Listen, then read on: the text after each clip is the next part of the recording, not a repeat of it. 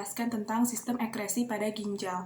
Sebelumnya, apa sih sistem ekskresi itu? Sistem ekskresi merupakan proses pengeluaran zat sisa metabolisme tubuh yang tidak lagi diperlukan.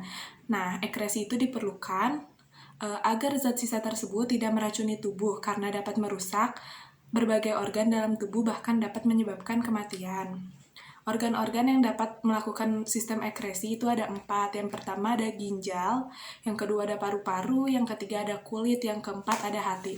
Lalu apa aja sih zat-zat yang dibuang melalui sistem ekskresi?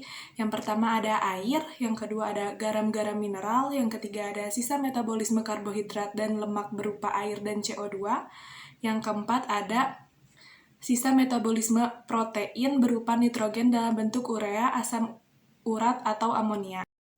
Nah, ginjal adalah organ ekskresi utama pada manusia. Ginjal berjumlah sepasang yang terletak di bagian kanan dan kiri tulang pinggang dalam rongga bagian tubuh, dorsal atau punggung.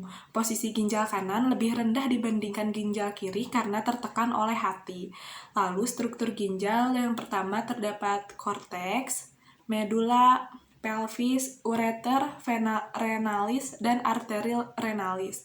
Ginjal tersusun atas 3 lapisan. Yang pertama ada korteks atau kulit ginjal, tempat terjadinya filtrasi dan terdapat badan Malpighi. Yang kedua ada medula atau sumsum ginjal, tempat terjadinya reabsorpsi dan augmentasi dan terdapat tubulus-tubulus ginjal. Yang ketiga ada pelvis atau rongga-rongga ginjal, merupakan muara tubulus kolektivus dan hulu ureter. Nah, ginjal tersusun atas satuan unit fungsional yang disebut dengan nefron.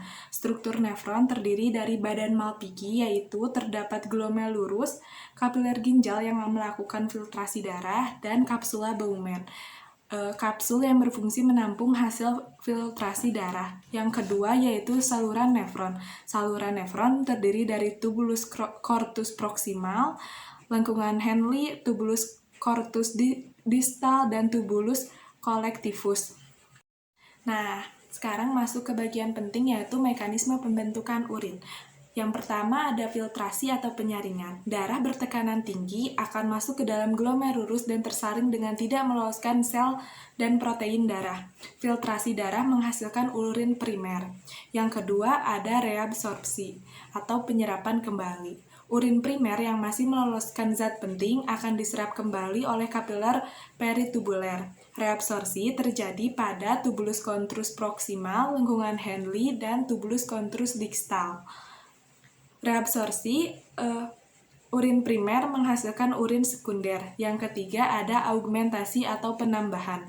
Urin sekunder kemudian mengalami penambahan zat seperti urolobin, H+, NH4+, dan urea. Penambahan zat-zat ini memberikan warna dan bau pada urin. Augmentasi menghasilkan urin tersier atau urin sesungguhnya. Faktor yang mempengaruhi pembentukan urin. 1.